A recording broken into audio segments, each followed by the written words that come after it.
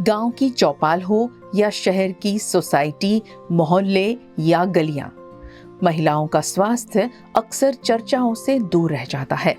इसी अंतर को छोटा करने के लिए वीएनएम फाउंडेशन का प्रोजेक्ट तुम अकेली नहीं हो ग्रामीण क्षेत्रों तक पहुंचा।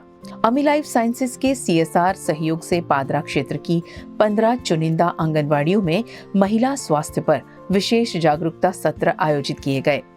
इन सत्रों में किशोरावस्था से लेकर रजोनिवृत्ति यानी कि मेनोपॉज तक महिलाओं के शरीर में होने वाले बदलावों और स्वास्थ्य समस्याओं पर गायनोकोलॉजिस्ट ने विशेष वीडियो के माध्यम से सरल जानकारी साझा की। 18 अगस्त 2025 में ये अभियान शुरू हुआ, जो पिछले 8-9 महीनों में सिर्फ जागरूकता तक सीमित नहीं रहा, बल्कि इसने ग्रामीण महिलाओं और किशोरियों के साथ एक मजबूत आत्मीय रिश्ता बनाया। 1300 से ज्यादा महिलाएं इसमें जुड़ी और इस सत्र में खुद के लिए वक्त निकालने और अपने स्वास्थ्य को समझने का एक विश्वसनीय जरिया बनी। वहीं किशोरियों को अपने झिझक भरे सवालों के सही जवाब भी मिले। वीएनएम फाउंडेशन द्वारा दिए गए माउंट बोर्ड और पुस्तिकाएं आंगनवाड़ी कार्यकर्ताओं के लिए काफी उपयोगी साबित हो रही है, जिन्हें लाइब्रेरी सिस्टम के जरिए घर घर पढ़ने के लिए भी दिया जा रहा है। तुम अकेली नहीं हो प्रोजेक्ट के अंतिम दिन आंगनवाड़ी कार्यकर्ताओं और स्थानीय महिलाओं ने इस पहल की सराहना की और टीम को जल्द ही नए सत्रों के साथ वापस लौटने के वादे के साथ विदा किया। ग्रामीण स्वास्थ्य सशक्तिकरण की इस मुहिम को संभव बनाने के लिए वीएनएम फाउंडेशन अमी लाइफ साइंसेज के सहयोग का आभार व्यक्त करता है।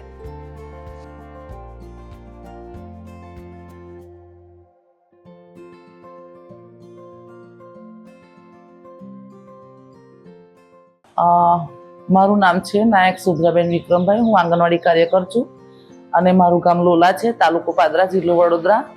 વીએનએમ ફાઉન્ડેશન તરફથી અમને જે સત્રોમાં જે માહિતગાર કરવામાં આવે એ અમારી માટે ખૂબ જ ઉપયોગી છે। કિશોરી માટે બી ઉપયોગી છે, મહિલાઓ માટે બી ખોરાક વિશે બી બહુ ઉપયોગી છે અને અમને સારું એવું શીખવા મળ્યું, જાણવા મળ્યું કે મહિલાઓ માટે શું જાગૃતિ લાવવાની જરૂર છે, કિશોરીઓ માટે શું જાગૃતિ લાવવાની જરૂર છે। માસિક ધર્મ વિશે ઘણું સારું સમજાવ્યું અને એ અમારા માટે બી ઉપયોગી છે અને અમે શીખીને બીજાને પણ શીખવાડીશું એવી રાખું છું અને એ લોકોનો આભાર બી માનું છું અને આવી નવી ટ્રેનિંગ વારંવાર મળતી રહે એવી આશા રાખું છું। મારું નામ ગોહિલ સોનલબેન વેલાલભાઈ છે।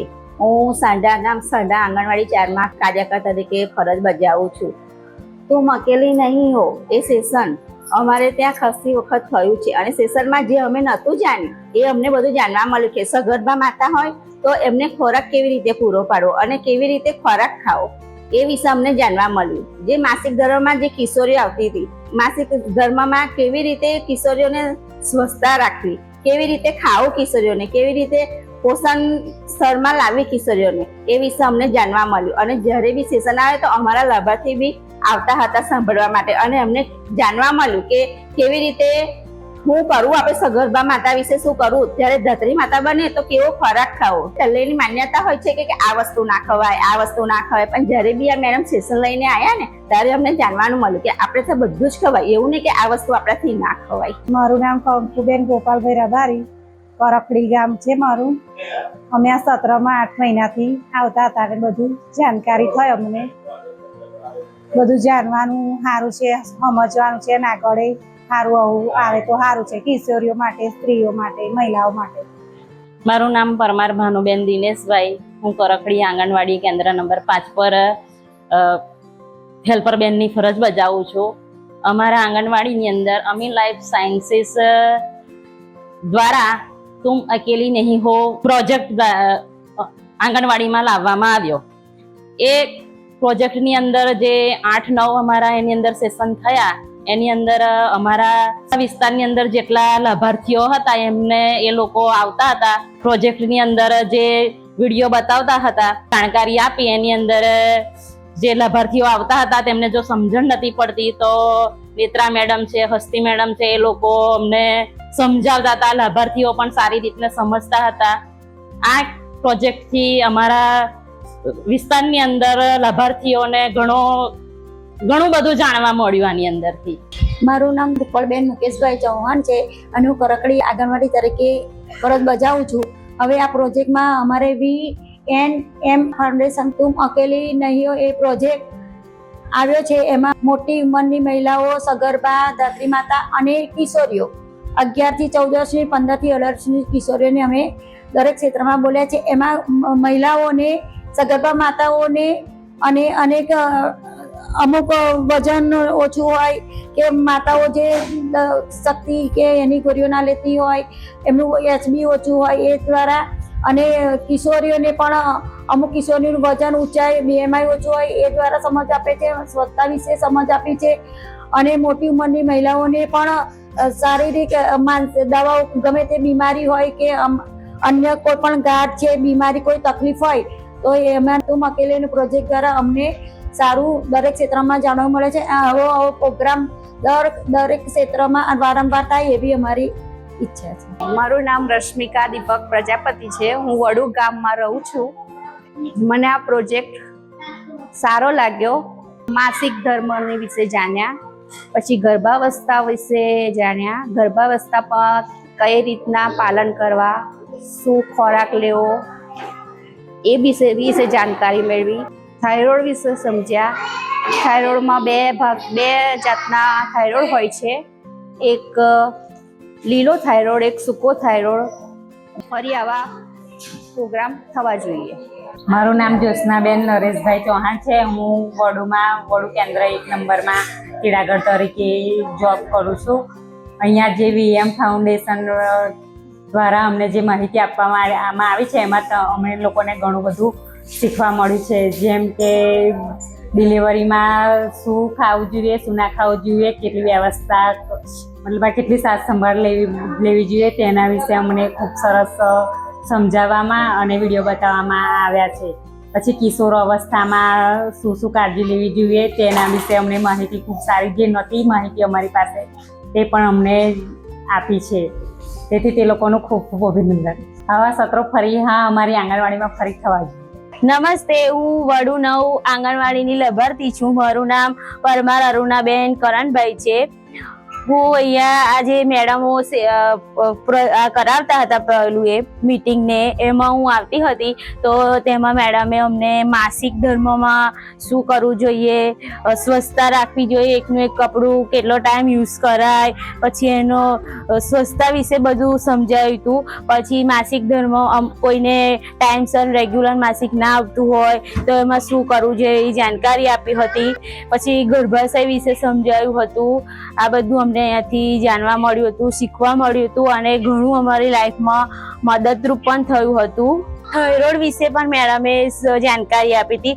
કોઈને સૂકો થાઇરોઇડ હોય, લીલો થાઇરોઇડ હોય, પછી આહારમાં શું લેવું જોઈએ, જેમ કે ઘરનો પૌષ્ટિક આહાર, દાળ ભાત, રોટલી, શાક છે, મગ, ચણા, એવું બધું લેવું જોઈએ. અને બહારના જે મોસ્ટ ઓફલી છોકરીઓ હોય છે એ જંક ફૂડ ને એવું અત્યારે બહુ ખાતી હોય છે. તો મેડમે સમજાવ્યું હતું કે આ બધું નુકસાનકારક છે, તો આ બધું ખાવું જોઈએ નહીં. આ રીતની અમને સમજ આપી હતી. તો એનાથી ઘણી બધી કે કિશોરીઓ અહીંયા આવી હતી મીટિંગમાં, એ લોકોને બી થોડો સુધાર આવ્યો અને એ લોકો બી ઘરનું પૌષ્ટિક આહાર ખાતા થયા છે.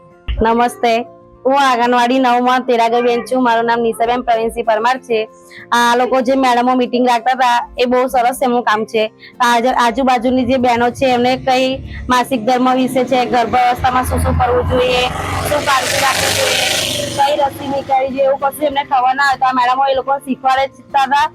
સુવાવડ પછી કેટલા દિવસ સુધી આરામ કરવો જોઈએ, સુવાવડમાં શું ખાવું પીવું જોઈએ, એ બધી માહિતી મેડમો આપતા હતા. માહિતી અમને ગમીને આજુબાજુની બહેનોને પણ આવવાનું મન થતું હતું. દરેક મિટિંગમાં અમે બોલાવવા જઈએ તો પણ મેડમો રાજી ખુશી હસીને આવતા હતા. હું અંધેરીપુરા આંગણવાડીની કાર્યકર બેન બોલું છું. મારું નામ છે પરમાર રંજનબેન પ્રવીણભાઈ. અહીંયા VNM ફાઉન્ડેશન તરફથી અમારા કેન્દ્ર પર લગભગ 8 મહિનાથી મેડમ આવતા હતા અને તેઓએ અલગ અલગ સત્ર વિશે કે જેની અમુક વિષયની તો અમને જ્ઞાન તો દરેક વસ્તુનું હતું, પણ તેઓએ જે રીતે અમને જણાવ્યું પ્રોજેક્ટરથી, તો એમાં અમારા વિસ્તારનો સીમ વિસ્તાર છે, એમાં દરેક બહેનોને જોવાની પણ મજા આવી. એની અંદર સૌપ્રથમ તો કિશોર અવસ્થા, કે જે આજની કિશોરી આવતીકાલની માતા છે, હવે એ જે બાળકને જન્મ આપશે એ ભારતનો સ્વસ્થ નાગરિક બનવા જઈ રહ્યું હોય તો એ લોકોએ કિશોરી ઉપર વધારે ભાર આપ્યો હતો કે કિશોરા અવસ્થામાં માસિક દરમિયાન રાખવાની કાળજી, કિશોરીનું પોષણ કે એને કઈ રીતે પોષણ લેવું જોઈએ કે જેથી કરીને ભવિષ્યમાં એ માતા બને તો એ એક સ્વસ્થ બાળકને જન્મ આપી શકે અને એ પોતે પણ એક સ્વસ્થ રહી શકે.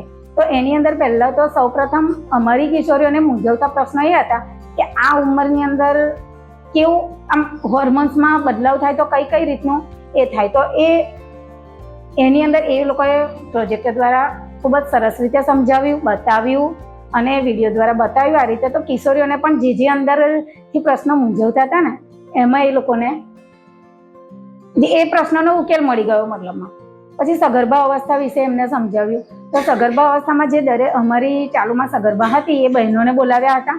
તો એ બહેનોને પણ જે પ્રશ્નો હતા એ પ્રશ્નમાં અમુક વસ્તુ એ લોકોને ભાવે ના ભાવે પણ એ લોકો વિસ્તાર દ્વારા એટલું સરસ રીતના સમજાવ્યું હતું કે એ લોકોને જે વસ્તુ નહોતા ખાતા એ પણ હવે એવું કહે છે કે ના ખાવું જ જોઈએ. એ રીતે નહીં કે સ્વાદ, પણ સ્વાદ તરીકે નહીં પણ એક પ્રકારનું આ શરીરને આ વસ્તુ જરૂરી છે તો એ લેવું જ જોઈએ.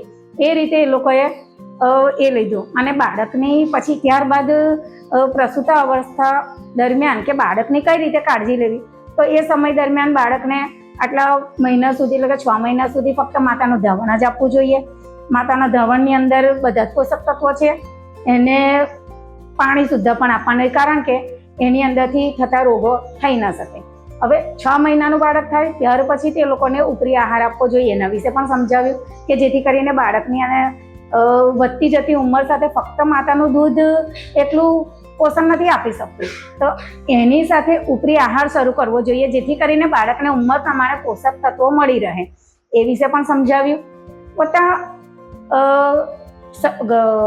આ એક અમારા માટે વિષય અલગ હતો કે કેન્સરની અંદર બધાને કેન્સરના લક્ષણો જે નાના નાના શરૂઆતમાં જે દેખાય એ આપણને ખ્યાલ નથી આવતો. અમને પણ પોતાને ખ્યાલ નહોતો. આ રીતે એ લોકોએ અમને સમજાવ્યું હતું. એ ખરેખર બહુ સરસ હતું કે જેથી કરીને આપણે અંદરો અંદર મૂંઝવાતા નથી પણ એનો ઉકેલ લાવી શકે.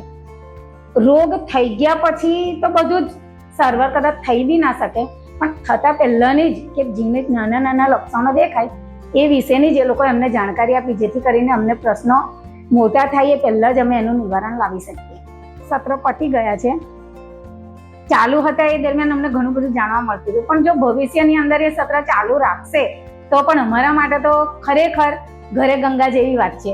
અમારો સીમ વિસ્તાર છે ને અહીંયા આવીને આટલું સરસ રીતે જો અમને જાણવા અને અમારા વિસ્તારને બધું સમજવા મળતું હોય તો અમારા માટે તો ખરેખર બહુ સારી વસ્તુ છે.